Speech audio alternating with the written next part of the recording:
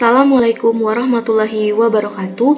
Perkenalkan, saya Azahra Uswatun Hasanah. Saya akan mempresentasikan hasil telaah ilmiah saya yang berjudul Pigmentary Glaucoma dengan pembimbing Dr. Prima Mayasari, spesialis mata konsultan, subspesialis glaukoma.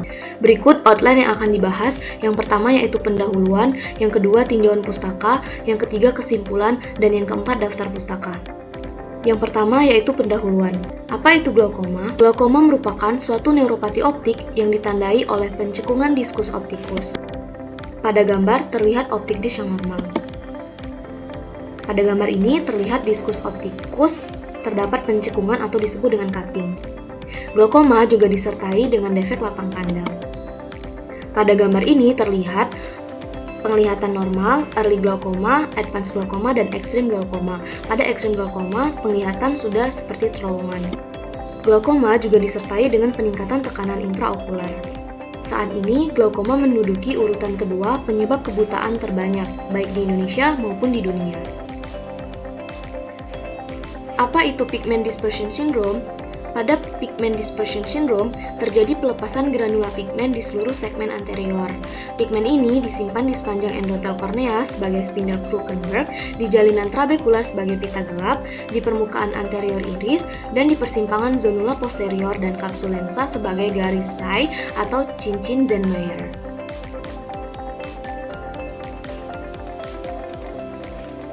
Terdapatnya akumulasi pigmen di trabecular meshwork dapat menyebabkan pengurangan aliran aqueous humor yang akan menyebabkan peningkatan tekanan intraokular yang pada akhirnya menyebabkan neuropati optik glaukoma yang dikenal sebagai glaukoma pigmentasi atau pigmentary glaucoma. Yang kedua yaitu tinjauan pustaka. Berikut ini merupakan gambar anatomi mata. Saya akan menjelaskan bagian-bagian mata yang terkait dengan pigment dispersion syndrome dan pigmentary glaucoma. Yang pertama yaitu lensa.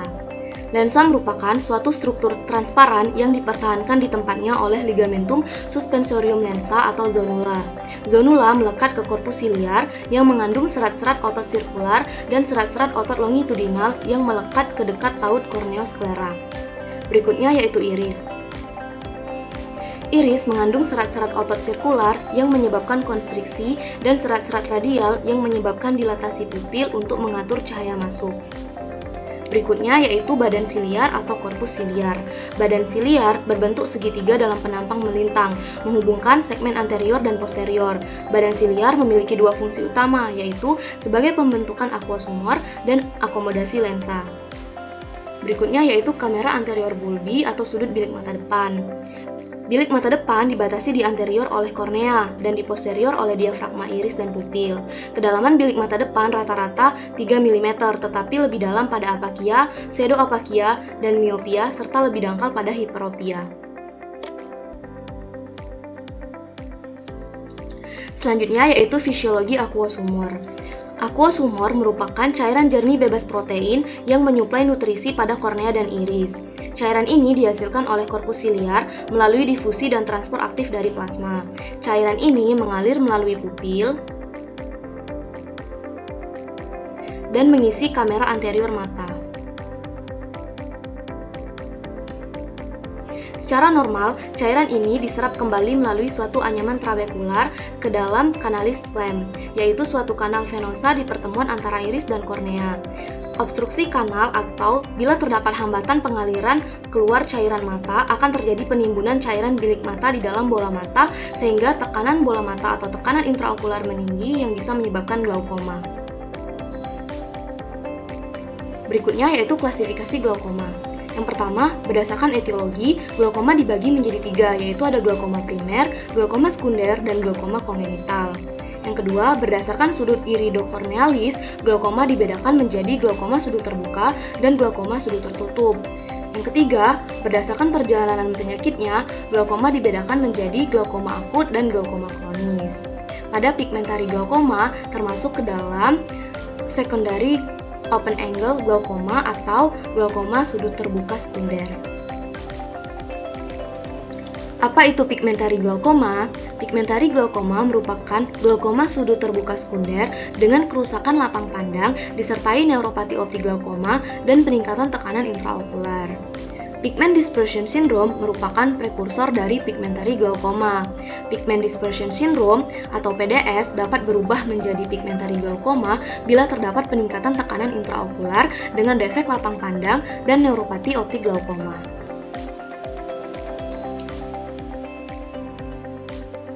Yang selanjutnya yaitu epidemiologi. Yang pertama, pigment dispersion syndrome dan pigmentary glaukoma jarang terjadi pada populasi berkulit hitam dan Asia.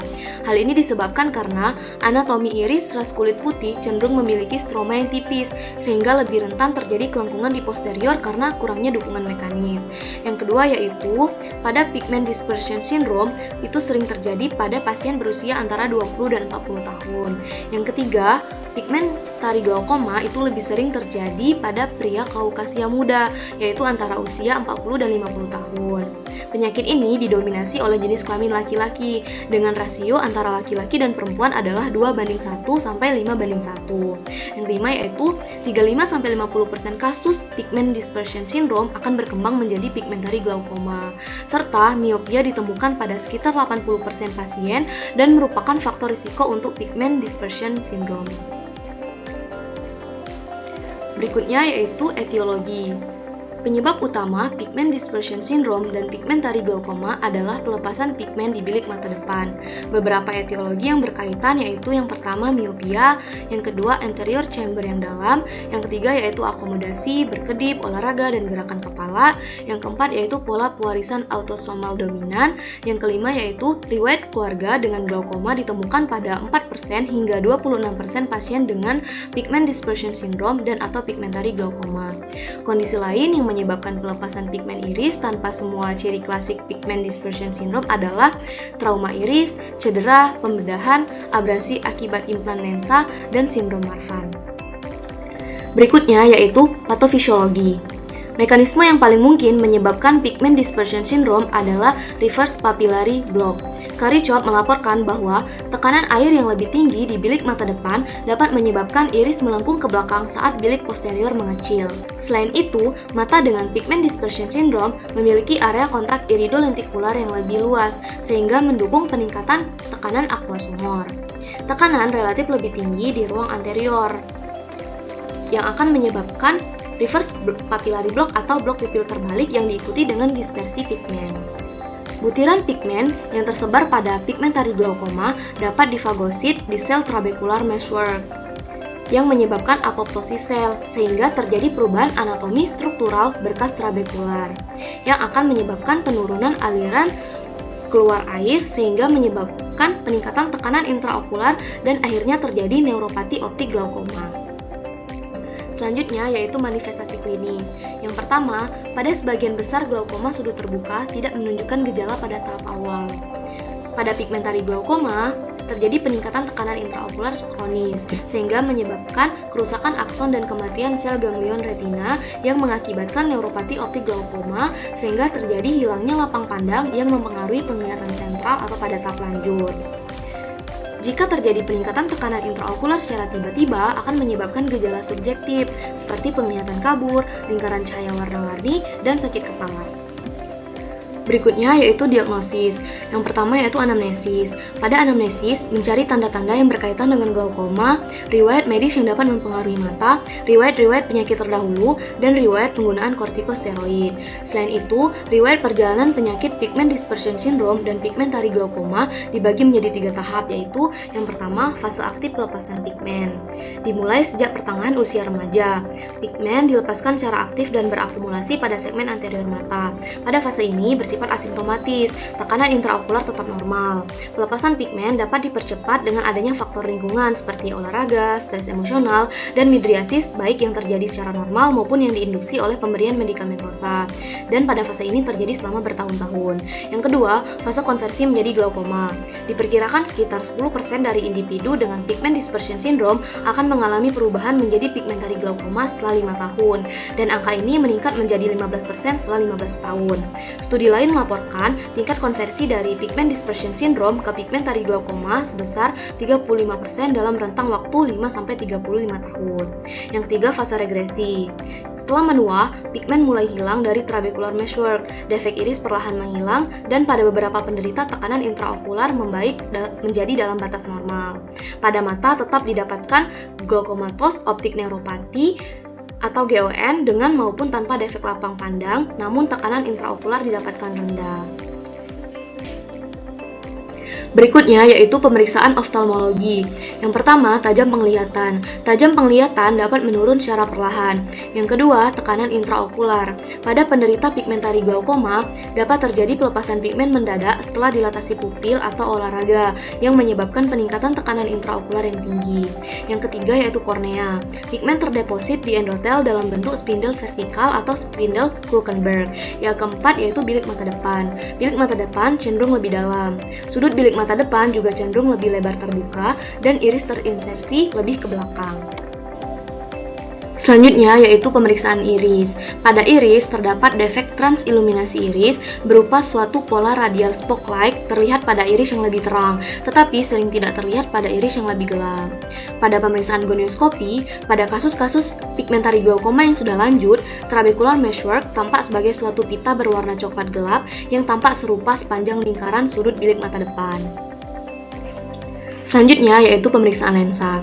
Pigmen dapat terdeposisi pada zonula, permukaan posterior lensa, pada daerah insersi dari serabut zonula atau cincin Zenmeyer, pada daerah posterior lensa sentral dari ligamen Weigert atau garis Say, dan permukaan iris anterior. Pada pemeriksaan segmen posterior, abnormalitas sering ditemukan pada retina perifer, baik pada individu dengan pigment dispersion syndrome maupun pigmentari glaukoma. Degenerasi retina perifer lebih umum terjadi pada individu dengan miopia yang juga memiliki pigment dispersion syndrome atau pigmentari glaukoma. Yang selanjutnya yaitu diagnosis banding. Diagnosis banding pada pigmentari glaukoma yaitu yang pertama trauma dan operasi intraokular, yang kedua yaitu normal tension glaukoma, yang ketiga tumor intraokular, yang keempat yaitu sindrom pseudoexfoliasi, yang kelima yaitu uveitis, yang keenam sindrom Horner, dan kondisi lain seperti retina rheumatogenius, operasi katarak, diabetes, midriasis yang sering atau jangka panjang, dan sindrom Posner-Schwarzman. Selanjutnya yaitu tata laksana. Prinsip dasar terapi adalah mengurangi pelepasan dispersi pigmen, mengatasi konkavitis iris dan kontak iridozonular, menurunkan tekanan intraokular, dan mencegah kemajuan penyakit. Yang pertama yaitu gaya hidup. Olahraga dikaitkan dengan pelepasan pigmen iris akut. Oleh karena itu, hindari kegiatan seperti jogging dan naik turun tangga secara berlebihan. Yang kedua yaitu terapi medikamentosa, meliputi beta blocker, prostaglandin analog, pilokarpin, obat-obatan golongan antagonis reseptor alpha 1 seperti dapiprazol dan timosamin, alpha adrenergic agonis, dan carbonic anhidrase inhibitor. Yang ketiga yaitu tindakan bedah, meliputi laser trabekuloplasti, laser iridotomi perifer. Pada gambar, iris cekung sebelum laser iridotomi perifer, dan pada gambar sebelahnya irisnya lurus setelah laser iridotomi perifer. Yang selanjutnya yaitu operasi filtrasi atau filtration surgery. Yang selanjutnya yaitu prognosis. Prognosis pigmentari glaukoma cenderung membaik seiring bertambahnya usia, di mana terjadi penghapusan pigmen dalam struktur sudut, penurunan dispersi pigmen, peningkatan fasilitas aliran keluar, dan normalisasi tekanan intraokular yang membutuhkan lebih sedikit obat anti glaukoma. Selain itu, dengan bertambahnya usia, tanda-tanda pigment dispersion syndrome dapat berkurang karena pertumbuhan lensa kristalin yang menyebabkan blok pupil fisiologis dan pergerakan ke depan iris. Yang ketiga yaitu kesimpulan. Pigment dispersion syndrome atau PDS merupakan prekursor dari pigmentari glaukoma atau PG. Pigment dispersion syndrome dapat berubah menjadi pigmentari glaukoma bila terdapat peningkatan tekanan intraokular dengan defek lapang pandang dan neuropati optik glaukoma. Berikut daftar pustaka yang saya gunakan. Terima kasih sudah menonton, semoga ilmunya bermanfaat. Wassalamualaikum warahmatullahi wabarakatuh.